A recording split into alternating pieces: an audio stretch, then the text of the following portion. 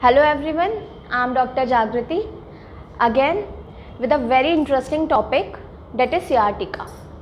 सबसे पहले लोगों के मन में इतनी मिथ्स है कि sciatica होता कैसे है, क्यों होता है, किस वजह से होता है, इसके सिम्टम्स क्या है और हम इसको कैसे एक्सरसाइज के थ्रू हील कर सकते हैं। ठीक, तो पहली चीज़ sciatica एक सिम्टम है सियाटिक नर्व के इम्पिंचमेंट की वजह से। मतलब कि जब दबाव बनता है हमारी सियाटिक नर्व में, जो कि हमारे शरीर की सबसे लंबी नर्व है, उसमें दबाव बनने की वजह से दर्द हमारा नीचे कमर से पीछे हिप के बैक ऑफ थाई नीचे मसल में और सोल के एंड तक जाता है। ठीक है, इसका दर्द यहाँ आता है। अगर आपके दर्द इस पॉइंट पे है या इसके ऊपर है तो वो सियाटिक का नहीं है।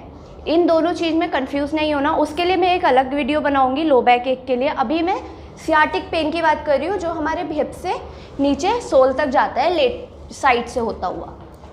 अब ये हो किस किस वजह से सकता है। पहला रीज़न, हमारी जो हड्डियाँ होती हैं कमर की, स्पाइनल कॉर्ड होती है, उसमें दबाव पैदा होता है। उसकी या तो डिस्क हमारी कम हो जाए, उसकी वजह से उसमें जब दबाव पैदा होता है तो उसके दर्द हमारी नस को दबाता है, तो नस के दबने की वजह से हमें ये सेंसेशन फील हो सकता है। दूसरा, किसी को इंजरी हुई है, इंजरी मेन रीज़न है इसका। तीसरा, आपका पोस्चर ठीक नहीं है, किसी का पोस्चर ऐसे है जिसका लंबर कर्व इंक्रीज़ हो रखा हो, उसकी वजह से भी इम्पिंचमेंट हो सकता है।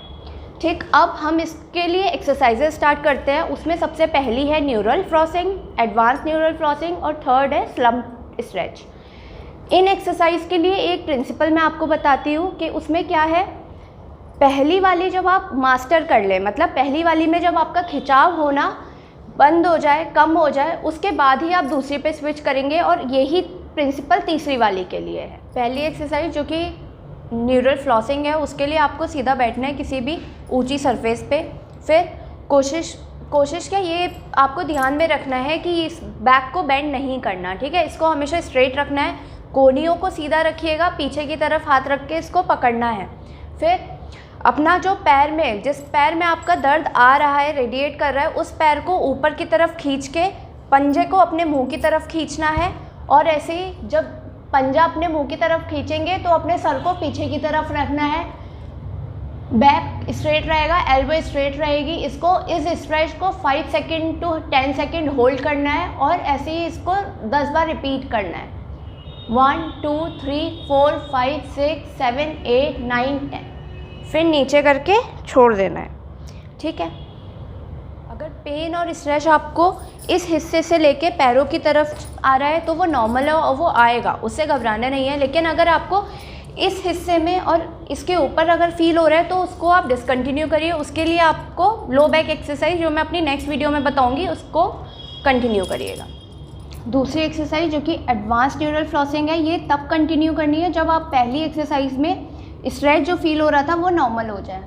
ठीक, अब इसमें क्या करना है, अपने पैरों से दीवार की तरफ दबाव बनाना है, सीधा रखना है, घुटने हमेशा सीधे रहेंगे नीचे की तरफ, अपनी कोहनियों को सीधा रखना है, इनको दोनों कोहनी आपकी मुड़ेंगी नहीं। फिर गर्दन को ऊपर देखते हुए 10 सेकेंड रोक के रखना है। 1 2 3 4 5 6 7 8 9 10। फिर हल्का सा झुकना है, स्लगिंग करनी है, फिर इसको 10 सेकेंड रोक के रखना है। 1 2 3 4 5 6 7 8 9 10। इसको फिर आपको 10 टाइम रिपीट करना है, 2 बार दिन में रिपीट करना है। ठीक है, फॉर इफेक्टिव रिजल्ट। अब फिर से वही बात है, अगर आपको यहाँ से यहाँ तक स्ट्रेच मिलेगा वो नॉर्मल है, ऊपर आता है तो उसको डिसकंटिन्यू करिए। लो बैक एक्सरसाइज में बताऊंगी उसमें करना क्या है। पहले की 2 एक्सरसाइज में आपको स्ट्रेच नॉर्मल फील होना लगे तो ये थर्ड वाली स्टार्ट करेंगे जो कि स्लम्प स्ट्रेच है। ये एडवांस है और सबसे इफेक्टिव है, लेकिन इसको करने के लिए पहले की 2 हमें प्रॉपर परफेक्टली होनी चाहिए। ठीक, इसमें भी पैर आपको दीवार से टच करके रखने हैं, ये ऐसे उचकाना नहीं है, इसको भी हमें सीधा रखना है नीचे काउच से मिलाते हुए। अब हाथों को एक दूसरे में डाल के अपनी गर्दन के नीचे रख के अपनी चिन को टच करना है चेस्ट से। कोशिश करिए इसे 10 सेकेंड रुक के रखिए। 1 2 3 4 5 6 7 8 9 10। फिर हाथों को स्ट्रेट करके एल्बो को स्ट्रेट रखना है, फिर ऊपर की तरफ देख के 10 सेकेंड दबाव बनाना है। 1 2 3 4 5 6 7 8 9 10। इसको 5 टाइम ईच प्रोसीजर को रिपीट करिए और दिन में 2 बार करिए फॉर इफेक्टिव रिजल्ट। सियाटिका का जो पेन होता है, आप सो नहीं पाते, खड़े होने में भी दर्द होता है, ये बिल्कुल उसी तरह दर्द होता है कि आपके चोट कोहनी पे लगी है और हाथ पे पेन आ रहा है। उसी तरह चोट आपके लंबर रीजन में लगी है लेकिन स्ट्रेच आपको पूरे पैर में आ रहा है। तो कुछ बेसिक सी टिप्स हैं सोने के लिए। सबसे पहले करवट लेना, जो पैर आपका इफेक्टेड हो, जिसमें दर्द आ रहा हो, उसको ऊपर रखेंगे, बीच में बहुत सारे पिलोस लगाएंगे और साइड लाइन में सोना है फर्स्ट। सेकंड चीज़ है, आप सीधा लेट सकते हैं और अपने पैरों के नीचे इस लेवल तक अपना कोई भी पिलो या कोई भी स्पेस रख सकते हैं, ठीक है। आपको इसको करने से सोने में बहुत आराम मिलेगा। For more interesting video stay tuned.